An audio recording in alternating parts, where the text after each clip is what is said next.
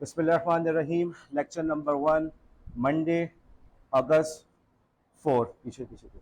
Okay, हम lecture का आगाज़ इस बात से करेंगे। मरियम का है, मरियम जिसका भी सर ने जिक्र किया था, रिपीटर है मरियम। ओके बेटे, दरवाज़ा बंद करो। ओके, हम अपने लेक्चर का आगाज़ इस सवाल से करते हैं कि आप लोग ने पहले सेमेस्टर पढ़ लिया यहाँ पे। ओके, आप लोग को कौन कौन से चैलेंजेस का सामना करना पड़ा, वो कौन से इश्यूज थे, और आप लोग को चैलेंजेस बताएंगे। और आप बेटा, आपका नाम कशफ, कशफ बोर्ड पे उनको लिखते जाएंगी। जी, क्या ख्याल है, कौन से चैलेंजेस का सामना करना पड़ा था आपको? जोर से बोलो। कशफ, आवाज आ रही है? आ जाइए। कशफ, आवाज आ रही है आपकी? जी, जोर से बोलो।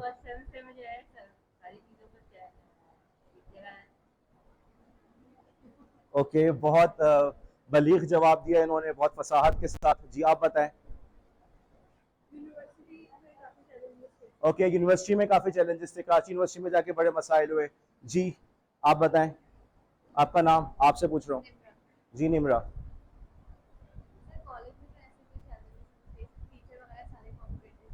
ओके, टीचर्स की तारीफ मक्खन लगा रही है, अच्छी बात है। पूरे नंबर चाहिए तो पहले दिन से ये काम करें।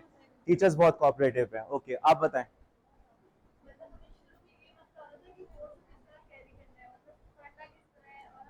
ठीक है, पढ़ना किस तरह से। ओके ओके, समझ नहीं आ रहा था कि हमने पढ़ना किस तरीके से। ठीक है, अब उसको इंग्लिश में बताओ, उसको समझ नहीं आया क्या लिखना है।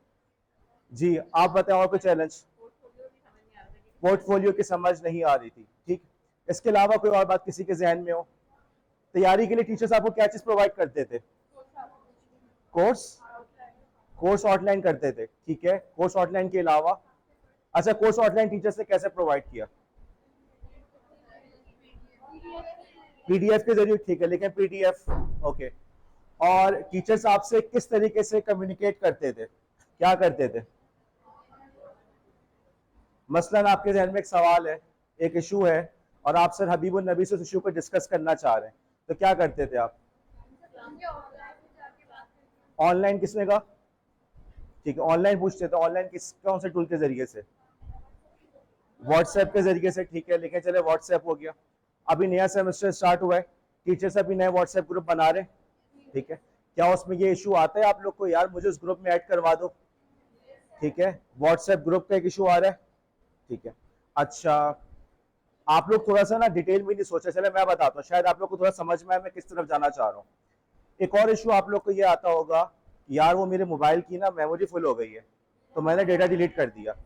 अब वो पेपर से एक दिन पहले याद आ रहा है कि यार वो सर सफदर के जो नोट्स थे ना वो नहीं मिल रहे, मसलन सर सफदर की पीडीएफ नहीं मिल रही, और आपने अपने दोस्त को कहा, दोस्त कशफ को कहा, कशफ ने कहा कि जा बजा अपना काम कर।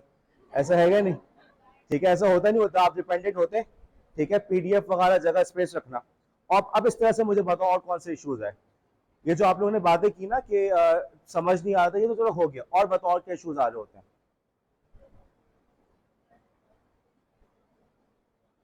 आप बताएं, बिल्कुल आखिर में जो बैठी हुई है। जी, और नाम भी बताइएगा। जोर से बोलो, मुझे आवाज नहीं आ रही। कशफ।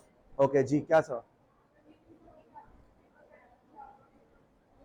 ओके, कशफ ने एक और पॉइंट बताया कि पेपर पैटर्न समझ नहीं आया। ठीक है, पेपर किस तरह से होगा। अच्छा, आप लोग यहाँ से सबसे दूर से कौन आ रहे हैं यहाँ पे?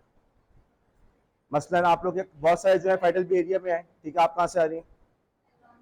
पहलवान गोट। Okay good. क्या नाम क्या आपका? हलीमा सादिया पहलवान गोट। जी, आप? सदर से। आपका नाम? जोर से बोलो। दुआ। ओके, कौन सी दुआ? सुहेल भी है आपके यहाँ? दुआ हसीन भी है? दुआ सुहेल। ओके, दुआ हसीन ने कहा कि जी सदर से आ रही है। अब एक और प्रॉब्लम आ गया कि पढ़ने के लिए आप लोग को दूर से उस जगह पे आना पड़ रहा है। ठीक है, ऐसा है। और बताओ, और कोई चैलेंज किसी के जहन में आ रहा है क्या? इस सेमेस्टर में आएगा क्या? अच्छा, सर मुमताज की याद आ रही है, लिख दी, ये भी लिखे, सर मुमताज। और कोई चैलेंज? जोर से बोलो, मुझे बिल्कुल आवाज नहीं आ रही। एक तो फैन का शोर इतना होता है। जोर से बोलो।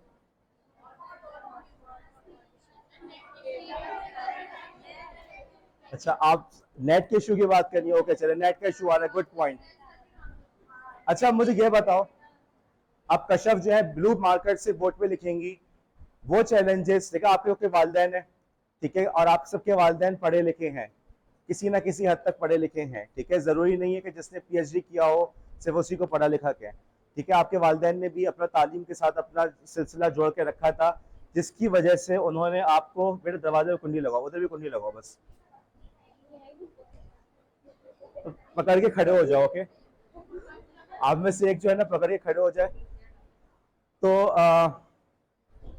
अब आपके वालिदैन है, राइट, आपके वालिदैन ने भी तालीम हासिल की, और घर में बात बात होती होगी तो अपने ज़माने के किस्से भी सुनाते होंगे कि यार हमारे ज़माने में ऐसा था। मुझे ये बताओ वो तालीम के अंदर वो कौन से प्रॉब्लम्स हैं, वो कौन से इश्यूज हैं जो आपके वालिदैन को फेस करना पड़े, आपको नहीं करना पड़े। ओके, समझ में आ रही बात? आपके वालिदैन ने फेस किए थे और आप लोग को नहीं करना पड़े। जी,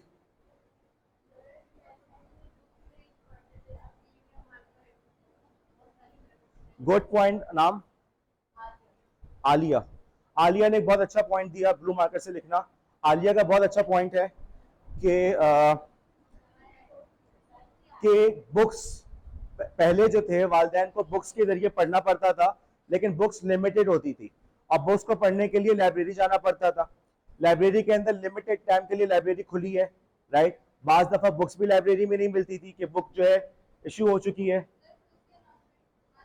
अभी तो नहीं हो सकता, अभी क्लास हो रही है, ठीक है जी, ओके। बुक्स जो है लिमिटेड बुक्स हैं, ओके, और बुक्स का हर किसी के पास अवेलेबल होती नहीं थी। बुक्स खरीदने के लिए उर्दू बाजार जाना पड़ रहा है। उर्दू बाजार गए, वहां पे वो कह रहे हैं यार अभी बुक जो है ना आउट ऑफ स्टॉक है, आपको बुक चाहिए तो आपको आना पड़ेगा, आपको आना पड़ेगा कुछ अरसे बाद, ठीक है। अब आपके पास क्या है, दुनिया भर की किताबें कहाँ मौजूद है? आपके मोबाइल का, मोबाइल नहीं है, चलो समझ लो ये मोबाइल है, आपके मोबाइल में मौजूद है, ओके। दुनिया भर की किताबें आपके मोबाइल में मौजूद है। आप सब यहाँ पढ़ रहे हैं, राइट। लेक्चर आपने सुनना हो इल्लामा इकबाल ओपन यूनिवर्सिटी का, सुन सकते हैं, उसके पीडीएफ अवेलेबल है आपके पास? बिल्कुल है, इंशाल्लाह है, मैं आपको बताऊंगा, परेशान ना हो। इस क्लास के अंदर इंशाल्लाह हम ये भी कवर करेंगे कि कैसे हम उनके नोट्स वगैरह एक्सेस कर सकते हैं और अपना मतलब का कंटेंट कैसे वहां से निकाल सकते हैं। वर्चुअल यूनिवर्सिटी ऑफ पाकिस्तान, अगर देखा जाए इसकी खुसूसियत यह है कि पाकिस्तान भर से बेहतरीन लेक्चरर्स को, चाहे उसका ताल्लुक सिंध से हो, पंजाब से हो, खैबर पख्तूनख्वा से हो, बलूचिस्तान से हो, तो पाकिस्तान भर के बेहतरीन टीचर्स को उन्होंने जमा करके उनके लेक्चर्स को उन्होंने रिकॉर्ड किया हुआ है। यहाँ पे जैसे अभी तो कौन सर मुमताज का जिक्र कर रहा था आप, अब सर मुमताज को आप लोग याद कर रहे हैं, ठीक है। और अगर यही चीज वर्चुअल यूनिवर्सिटी में होती तो उन्होंने अपने बेहतरीन, लेट्स से कि सर मुमताज का लेक्चर रिकॉर्ड करके रखा हुआ होता, सर मुमताज कॉलेज में हो ना हो, उनके लेक्चर्स आपके पास मौजूद होते, ठीक है। ये एक चैलेंज है जो आपके वालिदैन को फेस करना पड़ रहा है, आपको फेस नहीं करना पड़ रहा। एमआईटी के लेक्चर्स अवेलेबल है, दुनिया की बेहतरीन यूनिवर्सिटी में आते हैं एमआईटी, हार्वर्ड के लेक्चर्स मौजूद हैं, right.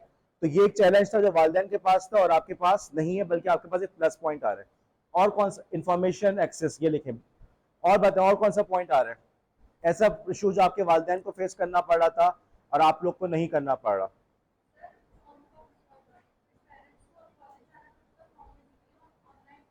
Good, online form fill हो रहा है, ओके।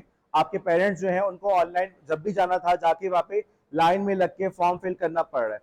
और अब क्या हो रहा है कि बहुत सारे काम आपके ऑनलाइन हो रहे हैं। ऑनलाइन की बात करें तो हम तालीम से हट के बात करें, मसलन बिजली का बिल, वो याद एक ज़माना था, शायद देखा हो कि लंबी लंबी बैंकों के सामने लाइन लगी हुई होती थी, अभी भी होती है लेकिन बहुत कम। और हम में से अक्सर जो है वो बस खाना खाते हुए बैठे बैठे जाने की फौरन ही हम लोग बिल पे कर देते हैं।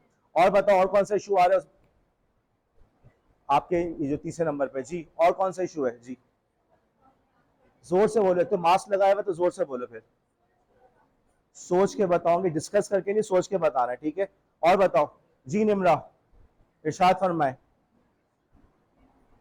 निमरा नाम है ना जी, इरशाद, ओके। दुआ सुहेल, कोई पॉइंट? अच्छा, ये दुआ सुहेल मुझे ये बताएं कि क्या आपके वालिदैन कभी इतना लंबा सफर करते थे? सदर से यहाँ पे आने में कम से कम आपको 5 से 1 घंटा लगता है, ऐसा ही है? तो क्या आपके वालिदैन कभी इतना लंबा सफर करके जाते थे पढ़ने के लिए? यस, जाते थे। अच्छा, एक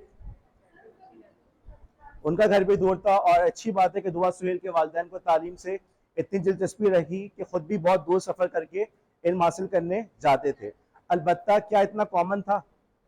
इसीलिए पहले जब आप लोग को अभी जो नज़र आ रहा है कि इतनी डिग्रियां कॉमन हो गई हैं, अगर आप लोग गौर करें, बीए, बीकॉम कितने सारे हमारे पास मौजूद हैं। पहले कभी था इतने? बीए, बीकॉम, बीएस, हर बंदे के पास कोई ना कोई क्वालिफिकेशन मौजूद है। पहले हमारे ट्रैवलिंग के ज़राए इतने आसान नहीं थे। अक्सर लोग यही कहते थे यार बहुत दूर का सफ़र है, बस रहने दो, राइट। इसीलिए गवर्नमेंट की कोशिश रही कि जी आपके घर के करीब जो है कॉलेजेस हों, यूनिवर्सिटीज़ हों। अब तो खैर हो भी गया, लेकिन एक बड़ी बात ये हो गई है कि ट्रैवलिंग आसान हो गई है। ट्रैवलिंग आसान होने के अंदर एक बहुत बड़ा रोल किस चीज़ का है? आप बताओ जी। आपने इतना टेक लगा के रखा हुआ है कि मेरा भी दिल चाह रहा है मैं भी सो जाऊं यहीं पे। सीधे होके बैठे जी। कार्स तो अब्बा के ज़माने में भी थी। इसके अलावा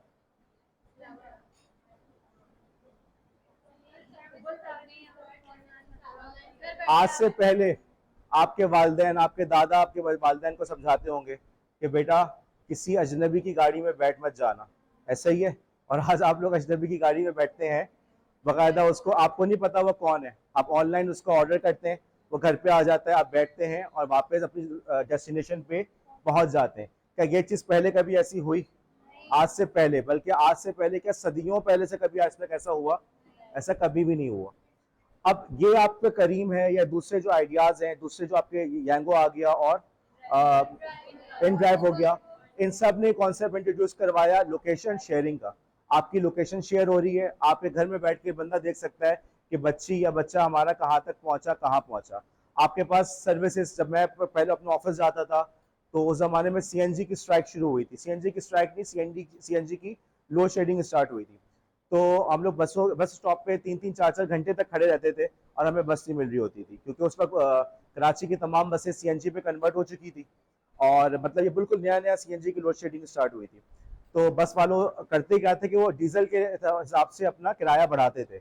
लेकिन जब सीएनजी की लोड शेडिंग स्टार्ट हुई तो पता चला कि बाकी सारी बसें सीएनजी पे चल रही थी।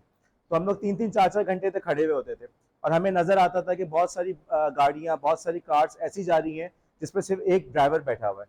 और यही होता था कि यार अगर कोई ऐसा सिस्टम हो कि हम इनके साथ बैठ सकें, जब वो जा ही रहा ना तो हम भी साथ में बैठ जाए, उसकी गाड़ी में 4 बंदों की जगह मौजूद है, हम भी पहुंच जाएंगे, पैसे शेयर कर लेंगे। फिर आगे चल के जो है आपके पास करीम का ज़माना शुरू हुआ। सबसे पहले पाकिस्तान में करीम आई और पता चला कि जी यही वाला कॉन्सेप्ट वो लेकर आया कि यार अब तुम जा ही रहे हो तो किसी को साथ लेते हुए चले जाओ, ठीक। लेकिन इन सब चीज़ों के पीछे क्या थी? लोकेशन शेयरिंग, ठीक है। अपनी जो अवेलेबिलिटी है कि हम मौजूद हैं नहीं है, हम किसी को लेके जा सकते हैं, इन तमाम चीज़ों की शेयरिंग का आया। और बताओ और कोई चीज़ जहन में आ रही है? ऑनलाइन शॉपिंग, लिखो लिखो तो online shopping, online form. Travelling के अंदर फर्क आया, ऑनलाइन शॉपिंग का फर्क आया। कौन सी ट्रांजेक्शन? पैसों की ऑनलाइन ट्रांजैक्शन, बहुत अच्छा पॉइंट है। आप लोगों ने शायद वो दौर नहीं देखा कि बैंक्स के अंदर जाके लाइन लगी हुई होती थी। हर जगह लाइन लगी हुई होती थी। तो बैंक के अंदर बिल जमा कराना है तो लाइन, बैंक से पैसे जमा कराना है तो लाइन। और मुझे भी एक दफ़ा पैसे जमा कराने पड़े थे तो मुझे याद है मैं काफ़ी देर तक लाइन में खड़ा रहा था। तो और अब सारे के सारे काम क्या हो रहे हैं आपके? ऑनलाइन हो रहे हैं। इसको उधर पैसे भेजना हमने ऑनलाइन कर दिया, तकरीबन तमाम काम हमारे ऑनलाइन हो चुके हैं। मैं अगर मसलन फॉर एग्जांपल मैं दूध की दुकान पे जाता हूँ तो मैं वहां पे भी ऑनलाइन पे कर रहा हूँ, राइट। कैसे पहले कभी इस चीज़ का तस्वुर था नहीं, ठीक। और बताओ और कोई चीज़ तुम लोग के जहन में आ रही है?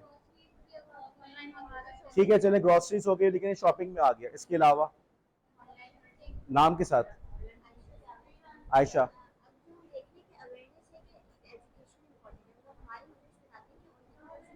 ओके।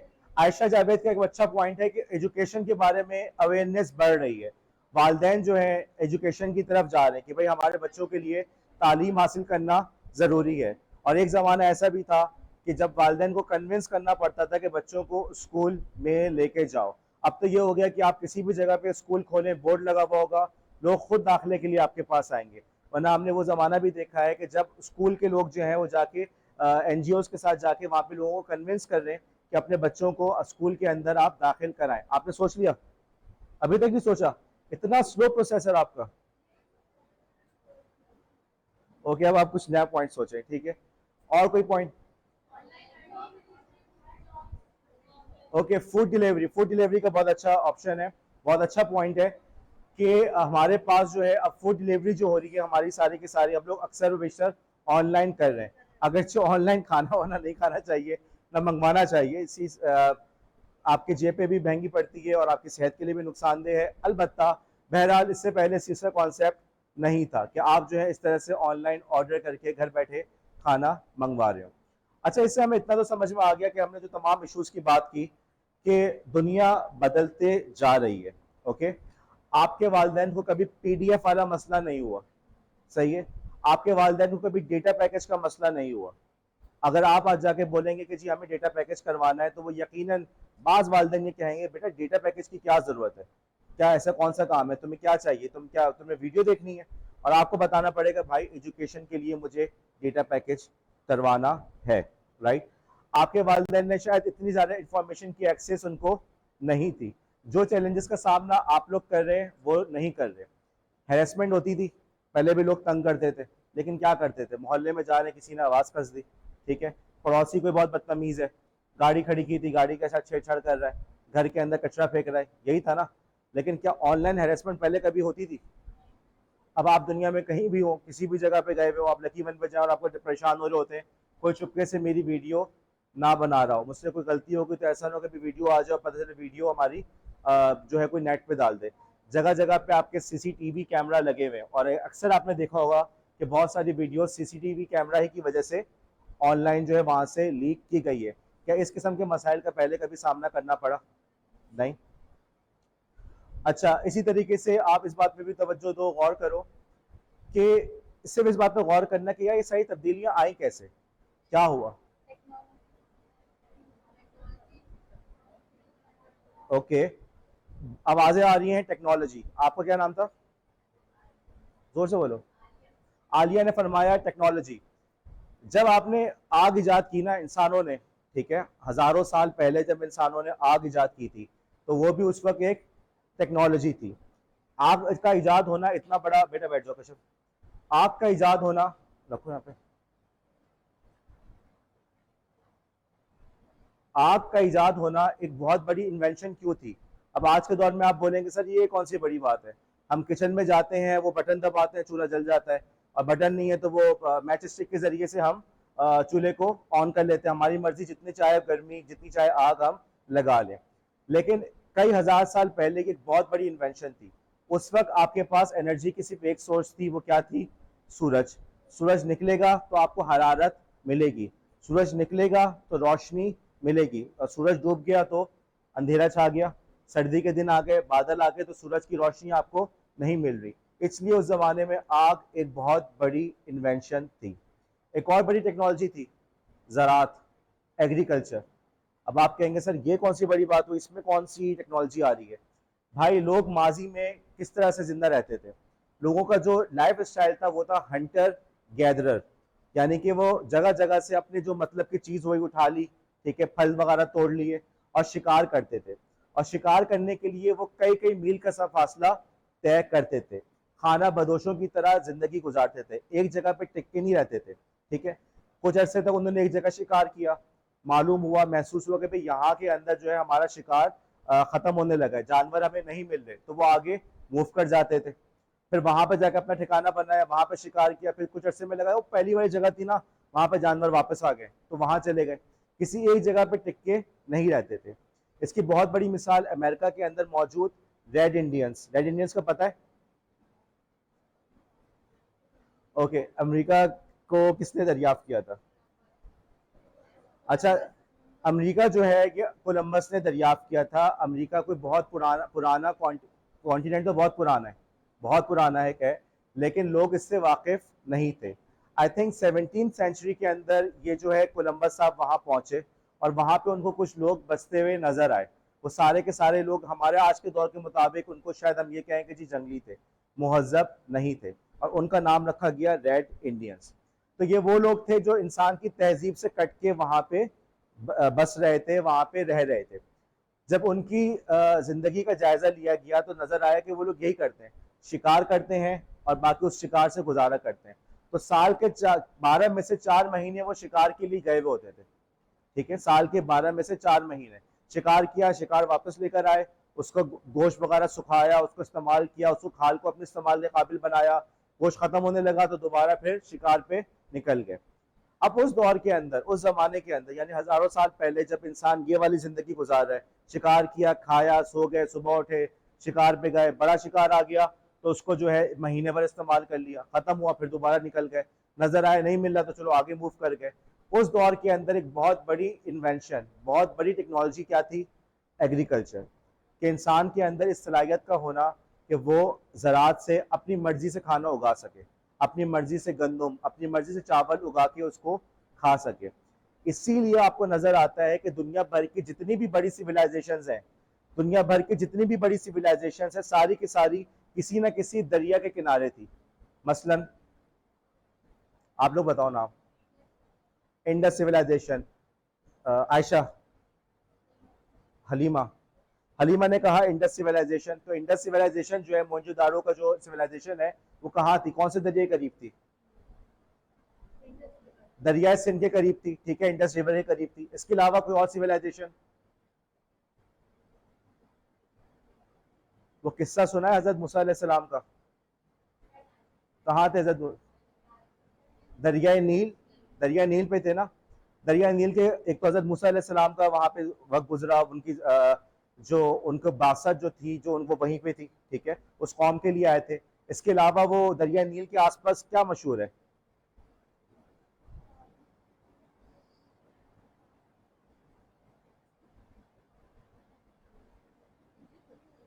क्या चीज? एहराम मिस्र। एहराम मिस्र देखिए तस्वीरों में, एहराम मिस्र मशहूर है, ठीक है। अगर आप लोग नेट पर सर्च कीजिएगा एहराम मिस्र, पिरामिड्स क्या होते हैं, वो बड़े बड़े से उन्होंने एक जो स्ट्रक्चर बनाए हुए थे। याद आ गया? तो बेटा सोच क्यों नहीं रहे थे, क्या मसला था? आप लोग का प्रोसेसर बड़ा स्लो है ना, अभी थोड़ा कैसे लगवाएंगे इसमें हम। तो एहराम मिस्र जो थे वहां की तहजीब थी। और कोई चीज जहन में आ रही है, कोई और टर्म, कोई और शख्स? फिरौन, फेरोज, ठीक है, फिरौन को इंग्लिश में फेरोज जो कहते हैं। थे वहां पे, ऐसा था या नहीं? लेकिन इतनी बड़ी सिविलाइजेशन कहाँ पे मौजूद थी, कौन से दरिया के करीब मौजूद थी? दरिया नील। जितनी भी तहजीबें ऐसी गुजरी हैं, सब के सब किसी दरिया के नज़दीक थी, ताकि वहां से पानी मिल सके, ठीक है। वहां से जो है आपकी जो ज़मीन जो है वो जरखेज़ है, उस ज़मीन को जो है आप लोग इस्तेमाल उसके ज़रिए से अपनी खेती बाड़ी कर सके। अब यहाँ पे ज़िंदगी के अंदर एक बहुत बड़ा रेवोल्यूशन आया कि आप लोग वहाँ ज़मीन के साथ अपने एक जगह पे रुक के, टिक के जो है वहाँ पे अपने लिए ज़रात को उगा, अपने मर्जी के खाना उगा के वहीं पे खा सकते हैं। और यहीं से इंसान की सिविलाइजेशन का आगाज़ हुआ। जब आप एक जगह टिक के रह रहे हैं, तो जब टिक के रहेंगे तो यहीं से फिर आपकी लैंग्वेज बनेगी। जब लैंग्वेज बनेगी तो यहीं पे फिर आपकी एक और चीज़ बनेगी, आपकी शेर व शायरी, ठीक है, आपका अदब, लिटरेचर यहाँ पे डेवलप होगा। जब इतने सारे लोग मिलके रहेंगे तो यहाँ पे फिर आपको एक ऑर्गेनाइजेशन का तरीका चाहिए होगा। ऑर्गेनाइजेशन का तरीका चाहिए होगा तो फिर यहाँ पे आपका एक हुक्मरान का कॉन्सेप्ट आएगा, राइट। और यहीं से फिर आपकी तहजीब का आगाज हुआ। अब ये वो सारी बातें हैं जिसको शायद आज के दौर में आप लोग इतनी इंपॉर्टेंस ना देते हो, लेकिन गौर किया जाए तो एक बहुत बड़ी टेक्नोलॉजिकल रेवोल्यूशन था या नहीं? ठीक है। तो जब टेक्नोलॉजी का जवाब, आलिया के जवाब से पूरी बात शुरू हुई थी, और इस वक्त आलिया शायद मोबाइल को देख रही हैं, तो या घड़ी को देख रही हैं, तो टेक्नोलॉजी से बात शुरू हुई थी। तो भाई टेक्नोलॉजी का जवाब इस एतबार से गलत है, टेक्नोलॉजी तो हर चीज़ है, भैया भी तो टेक्नोलॉजी है। आज आप उसके आदी हो चुके तो आप उसको टेक्नोलॉजी नहीं समझते, राइट। अब आप लोग मुझे स्पेसिफिक बताओ कि वो क्या तब्दीली आई है, कि जिस तब्दीली का सामना जिसकी वजह से आपके वालिदैन का दौर और आपके दौर के दरमियान बहुत बड़ा फर्क है, एक बहुत बड़ा जनरेशन गैप आ गया, कि अब आपको अपने अब्बू को, अपनी अम्मी को समझाना पड़ता है कि भाई डेटा पैकेज इसलिए चाहिए, इस काम के लिए चाहिए। जी, अब आपने कुछ सोचा? जी, जोर से बोलो।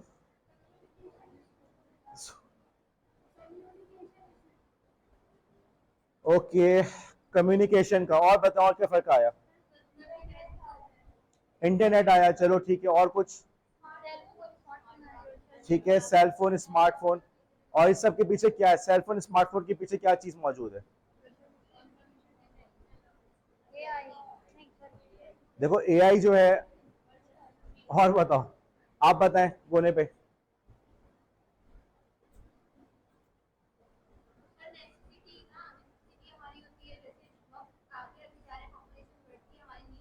वो कौन सी टेक्नोलॉजी है जिससे तब्दीली आई है, ठीक है, मुझे ये बताओ। असल में अगर आप लोग गौर करें, जैसे आप लोगों ने कहा एआई की बात की, एआई की बुनियाद किस चीज पे? कंप्यूटर ना हो तो एआई चलेगी? आप लोगों ने कहा सेल फोन्स, ठीक है, बिल्कुल सेल फोन। कंप्यूटर ना हो तो क्या सेल फोन में कॉन्सेप्ट होता? राइट। इंटरनेट कंप्यूटर्स के बगैर चल सकते हैं? इंटरनेट है किस चीज का नाम? कंप्यूटर्स का आपस में जुड़ जाना, राइट। तो असल जो बहुत बड़ा रेवोल्यूशन हमारे पास आया वो आया कंप्यूटर्स का, और यहीं से फिर आपकी बुनियाद बनी जो आप लोग कह रहे हैं कि इंफॉर्मेशन टेक्नोलॉजी का दौर आया, इंफॉर्मेशन में तब्दीली आई, ठीक है। कहाँ से सबका आगाज हुआ? कंप्यूटर से। अब हम एक और एंगल से इस पे काम करते हैं। बेटा आप जाओ बोर्ड पे, बोर्ड साफ करें। अब मेरा आप लोग से ये सवाल है, लेट्स से कि आपके दादा के ज़माने में, आपके दादा के ज़माने में, दादा दादा नाना नानी, ओके, ये मतलब है इस बात का, उनके ज़माने में कौन कौन सी नौकरियां अवेलेबल थी, कौन कौन सी जॉब्स अवेलेबल थी? ओके, उस ज़माने में भी टीचिंग थी, ठीक है, लेकिन टीचिंग, ओके, टीचिंग लिखिएगा। एक भाई एक जॉब थी, रेड मार्कर से लिखें टीचिंग। आप लोग वो जॉब्स बता रहे हैं जो आप लोग के दादा नाना के ज़माने में मौजूद थी। एक जॉब उन्होंने बताई टीचिंग, तदरीस का पेशा। कौन कह रहा है? आप कह रही हो? जोर से बोले, मुझे समझ ही नहीं आ रहा। क्या? नाना कैप्टन थे तो किस चीज से कैप्टन थे? ओके, फौज, मिलिट्री, मिलिट्री का एक रोल अवेलेबल था आपके पास, आप फौज में शामिल हो जाए। और कुछ बताएं जी। डायरेक्टर, ओके यार स्पेसिफिक होके बताओ। अब ये किसी ने जवाब दिया कि कैप्टन, फिर पूछना पड़ा किस चीज से कैप्टन, तो उन्होंने कहा कि जी वो आर्मी में, फौज में, तो पूरे स्पेसिफिक बात क्या हुई? मिलिट्री में। ओके, मिलिट्री का एक ऑप्शन था कि आप आर्मी को ज्वाइन कर सकते हैं। तो मैं इस वक्त आप लोग का दादा के लिए कोई रिश्ता नहीं ढूंढ रहा कि जो आप मुझे बताए कि वो डिप्टी डायरेक्टर है, ये है। आप मुझे सिर्फ इतना बताएं कि कौन कौन से शोबे, कौन कौन से पेशे अवेलेबल थे, ये बताएं। हाँ बोले। ओके, वकील, वकील, lawyer, writer, okay good, poets, और कुछ? डॉक्टर हो गया, अच्छा सही है। आगे आगे की बारी है जी, आप बताएं। कारपेंटर, ओके, कारपेंटर, लकड़ी का काम करने वाले, ओके, कारपेंटर जी, जोर से बोले। Okay, cycle, news delivery, delivery delivery person, ये लिख दें। अच्छा चलो, ये तो सारी जॉब्स हो गई आपके दादा के जमाने की। अब आप लोग वो जॉब्स बताएं जो आज के दौर में अवेलेबल है, पहले नहीं थी। ब्लू मार्कर यूज कर लें, ग्रीन कर लें जी। ओके, फ्रीलांसिंग को अभी रहने दो, आगे आगे चलो। ग्राफिक डिजाइनर हो गया एक, और क्या? स्मॉल बिजनेस, बात आखिर में बताना इस बात को। ओके, ओके, वेब डेवलपर हो गया। एक चीज और बताओ। सॉफ्टवेयर इंजीनियर हो गया। आगे पीछे वाला कोई जी, आप कोने पे। एक मिनट, वो बोल रही है अभी, जोर से बोले। Digital marketing, good point, excellent point. आप? जर्नलिस्ट पहले नहीं होते थे? चार्टर्ड अकाउंट पहले भी होते थे। चार्टर्ड अकाउंटेंट किसी ने कहा तो भाई वो पहले भी होते थे, ठीक है, बहुत पुराना पेशा है। और बताएं जी, आप? एक मिनट, अभी पीछे की बारी है जी। मरियम, आईटी एक्सपर्ट तो जनरल बात है, किस चीज का IT expert?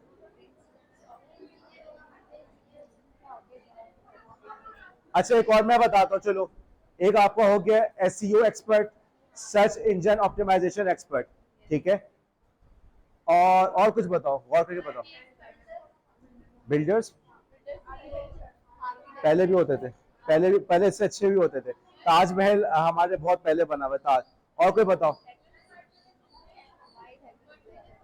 WordPress, virtual assistant, good point, virtual assistant जी।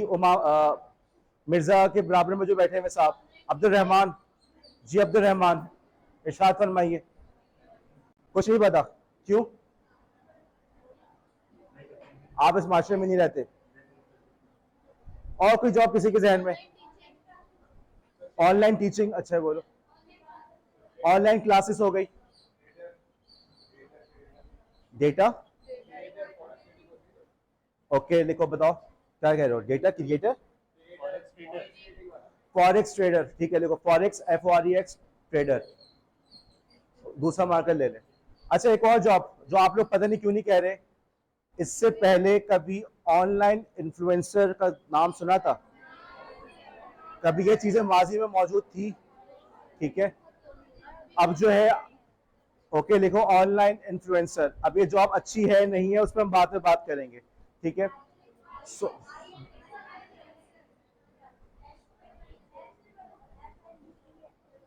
आप आओ आगे, आके बैठो, उठो खड़े हो, वहां पे जाके बैठो, सीधा जाओ, बाहर जाओ, बाहर जाके बैठो, जल्दी उठो जल्दी उठो।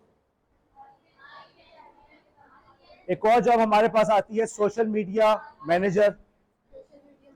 अच्छा इस ऑनलाइन इन्फ्लुएंसर की बात करते हैं कि हमारे पास जो आज के दौर में ऑनलाइन इन्फ्लुएंसर्स का दौर आ रहा है, क्या पहले कभी इससे कोई मिलती जुलती चीज थी? कभी ऐसा हुआ कि हम किसी शख्स की जिंदगी के अंदर इतनी दिलचस्पी रहे, उसकी शादी हो रही तो उसकी भी वीडियो है, उसकी बारात है उसकी भी वीडियो, राइट? तो यही तो काम हो रहा है, इन्फ्लुएंसर कर क्या रहे हैं, ठीक है, जिंदगी के हर हर पहलू की तफसीर दिखा रहे हैं। क्या हुआ आलिया, पहले क्या आते थे? एल्बम्स आते थे, हाँ सही कह रही है, पहले एल्बम्स आते थे। अच्छा अब एक और कोई चीज बताओ कि जैसे उन्होंने बताया कि अभी जो है तब्दीली आई और अब जो है आपके पास ऑनलाइन म्यूजिक का दौर आया, आप में से कितनों के स्पॉटिफाई पे अकाउंट मौजूद होंगे, यूट्यूब म्यूजिक यूज कर रहे होंगे। लेकिन पहले क्या था कि एल्बम्स वगैरह होती थी, आप एल्बम्स परचेज करते थे, चंद गुलकार होते थे वो मशहूर होते थे, चंद क्रिकेटर्स मशहूर हो गए, और लोग जो थे उसकी जो मैगजीन्स होते थे, स्पोर्ट्स मैगजीन, म्यूजिक मैगजीन, उनको लोग परचेज करते थे, उसमें पूरा पोस्टर होता था, पोस्टर को लोग संभाल संभाल के अपने पास रखते थे, ठीक है, ये वो दौर था। अब आज के दौर के अंदर कैसे जिंदगी गुजर रही है, जिंदगी का हर हर पहलू हमसे पोशीदा नहीं है, लोगों ने अपना पेशा ही ये बना लिया है कि अपने घर की वीडियोस वगैरह दिखाते रहे, हर किस्म की इंतहाई पर्सनल किस्म की वीडियोस भी लोग दिखाते हैं, और ताकि सिर्फ और सिर्फ उसकी अर्निंग के लिए, फेम के लिए और अर्निंग के लिए।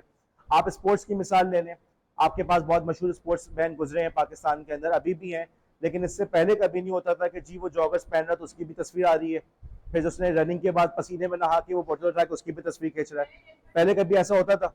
ठीक है, हालात में तब्दीली आई है, वक्त बदल गया। क्या आपके दादा और आपके जमाने में फर्क है या नहीं है? क्या आपके वालिदैन और आपके जमाने में फर्क है या नहीं है? जब आप लोग अपनी प्रोफेशनल लाइफ में एंटर होंगे तो क्या आप में और आपके स्टूडेंट्स की जिंदगी में फर्क होगा नहीं होगा? अब ये वो सवाल है जिसको एडमिट करना बड़ा मुश्किल है, क्योंकि हम सब ये कहते हैं कि अभी तो मैं जवान हूँ, लेकिन ऐसा नहीं होता, वक्त के साथ साथ बहुत सारी चीजों में तब्दीली आ जाती है।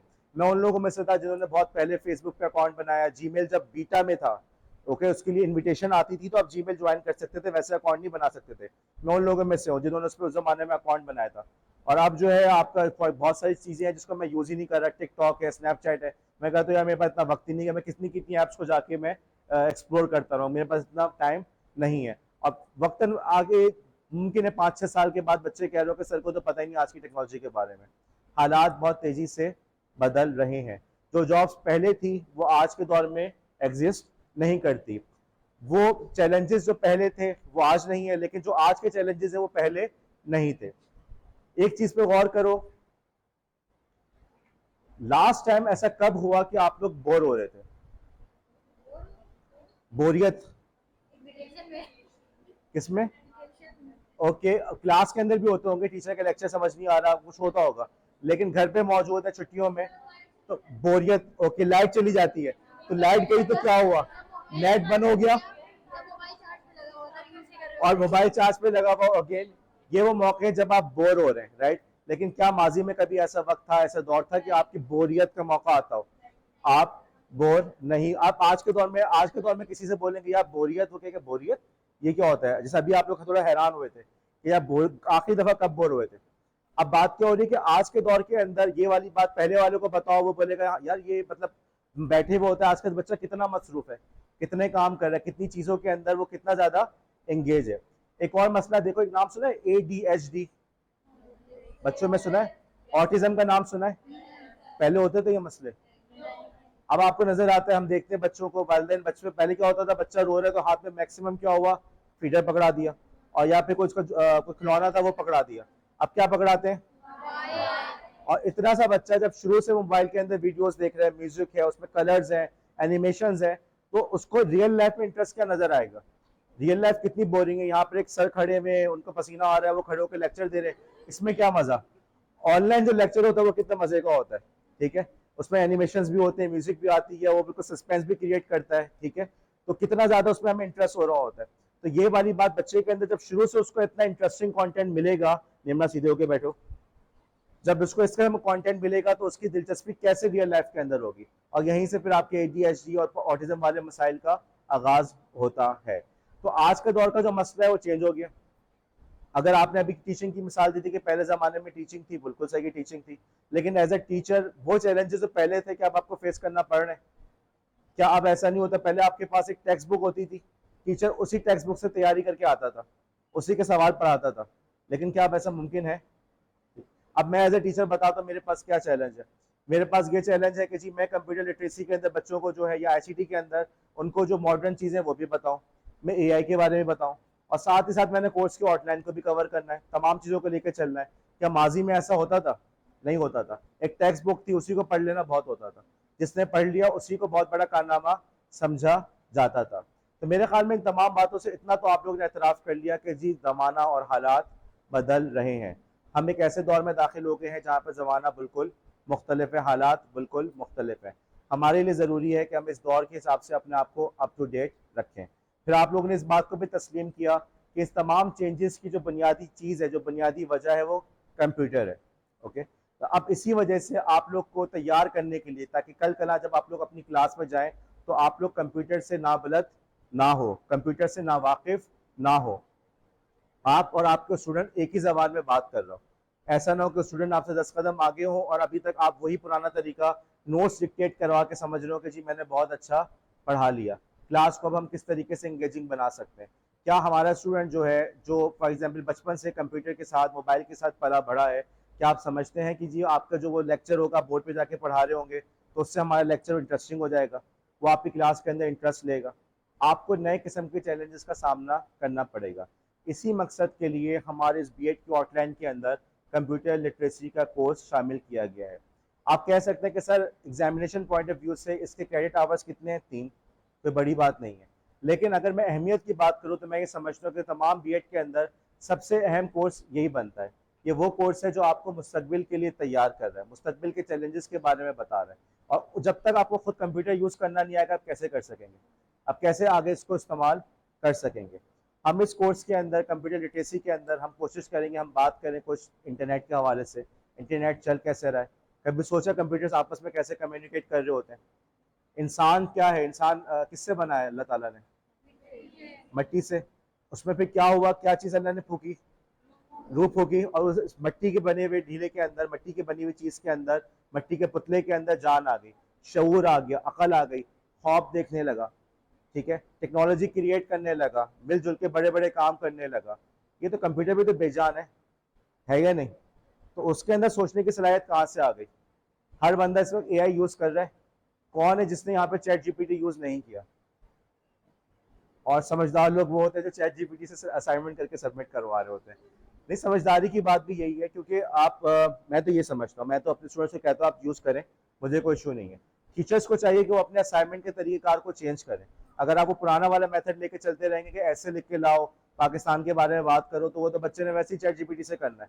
असल तो हमें एक नया काम करने की ज़रूरत है। बहरहाल, तो अब सोचने की बात है ही नहीं कि ये कंप्यूटर जो बेजान है उसके अंदर किसने रूप होगी? वो कैसे आपस में बात करने के काबिल इंसान ने फूकी? कैसे फूकी आप बताओ? तो कैसे किया? ओके ठीक है, इंसान ने उसमें रूप होगी, लेकिन कैसे? तो आग लगा के? कौन कह रहा? दिमाग लगा के? ओके, ये अब मुझे समझ में आ रहा है कि आप लोग जो है क्यों पहले सेमेस्टर में इतना परेशान थे। आप लोग के जवाब सुन के समझ में आ रहा है। तो इस कोर्स के अंदर हम इन तमाम चीज़ों को कवर करने की कोशिश करेंगे। कंप्यूटर लिटरेसी का कोर्स इसलिए भी इम्पॉर्टेंट है क्योंकि आज के दौर में आपके लिए ज़रूरी है कि आपको साइबर सिक्योरिटी का पता हो। ये वो चैलेंजेस थे जिसका सामना शायद आपकी वालदा को नहीं करना पड़ा, लेकिन आपको करना पड़ेगा। इसलिए मैं समझता हूँ कि कंप्यूटर लिटरेसी का कोर्स आपके लिए इंतहाई क्रिटिकल है। इंतहाई इंपॉर्टेंट है। इसमें वो स्किल्स सीखने जो आपके आगे चल के काम आएंगे। क्लासरूम मैनेजमेंट इंपॉर्टेंट है जी, बिल्कुल इंपॉर्टेंट है। General method of teaching important है जी, बिल्कुल इंपॉर्टेंट है। क्या फिलॉसफी ऑफ एजुकेशन इंपॉर्टेंट है जी, बिल्कुल इंपॉर्टेंट है, कोई इससे इनकार नहीं कर रहा। लेकिन मौजूदा दौर के तकाजों में, मौजूदा दौर के अंदर आप किन चैलेंजेस का सामना कर रहे हैं, इन चीज़ों को हम कवर करते हैं इस कोर्स के अंदर। अब थोड़ी सी हम बात कर लेते हैं क्लास के नॉर्म्स के हवाले से कि हम अपनी इस क्लास को किस तरीके से कंडक्ट करेंगे। सबसे पहली बात तो ये है इस क्लास के हवाले से कि आप सबके लिए ज़रूरी है कि अपने साथ डेटा पैकेज लेकर आए। ओके, आपने कहा सर व्हाट्सएप पैकेज है, व्हाट्सएप नहीं डेटा पैकेज। किसी ने कहा कि सर ये तो बड़ा अजीब सी बात है। बेटा ये अजीब सी बात नहीं है। आप लोग सबके पास इस वक्त मुझे नोटबुक नजर आ रही है, मुझे पेन नजर आ रहा है। आप लोग बचपन से जिस एजुकेशन सिस्टम का हिस्सा है, उस एजुकेशन सिस्टम के अंदर आप लोग को यही सिखाया गया कि नोटबुक होनी चाहिए, पेन होना चाहिए। और बाज दफा पेन और नोटबुक ना होने पर आपको क्लास से बाहर निकाला भी गया, क्या मसला निमरा? बाज दफा नोटबुक ना होने की वजह से आपको क्लास से बाहर भी निकाला गया। अब आप इस दौर में आ गए, यहाँ पे डेटा पैकेज का होना आपके पास बहुत ज़रूरी है। जैसा कि आप लोगों ने कहा कि हमारे घर पे नेट बंद हो जाता है तो हम बोर होते हैं, परेशान हो जाते हैं, तो भाई क्लास भी हमारी कंप्यूटर लिटरेसी क्लास बगैर नेट के नहीं चल सकती। आप लोग डेटा पैकेज लेकर आए। हर सेमेस्टर के अंदर कोई ना कोई स्टूडेंट के पास ये होता है कि सर हमारे पास फाइनेंशियल इशूज़ है। अब ठीक है, तशरीफ लाए, कॉलेज का अपना फंड है, हम आपके लिए अरेंज कर देंगे आपके लिए पास, लेकिन डेटा पैकेज होना चाहिए। समझ में आ गई बात? फाइनेंशियल इशू है, आके बताओ, दुनिया जहां में बात करने की जरूरत नहीं है, मेरे पास आए, हम आपके लिए अरेंज करेंगे। हमने प्रिंसिपल साहब से बात की हुई है, आपके लिए डेटा पैकेज का भी इंतजाम हो जाएगा। लेकिन डेटा पैकेज और मोबाइल आप सबके पास होना जरूरी है। अगली बात यह कि हम अपनी पूरी की पूरी क्लास कंडक्ट करेंगे डिस्कॉर्ड के ऊपर। ओके, आप लोग व्हाट्सएप यूज करते हैं, हम डिस्कॉर्ड यूज करेंगे। डिस्कॉर्ड यूज करने की एक बड़ी वजह यह है कि इसके जरिए से हम चाह रहे हैं कि आपको नए टूल्स के बारे में पता चले। व्हाट्सएप पूरा पाकिस्तान ही व्हाट्सएप पे चल रहा है, लेकिन एज ए टीचर मेरी जिम्मेदारी है कि मैं आपको नए टूल्स से आगाह करूँ, जिसमें से एक बड़ा इंपॉर्टेंट टूल जो है वो है डिस्कॉर्ड का। आपकी मेरी क्लास के अंदर कोई सीआर नहीं है। आपको जो भी इशू है, सीआर को आपने application they the, doesn't matter, मुझे नहीं पता कौन सीआर है, ना मेरा सीआर से कोई लेना देना। मेरी क्लास में कोई सीआर नहीं है। आपको जो भी इशू है आप डायरेक्टली मुझसे बजरिया ईमेल रब्ता करेंगे।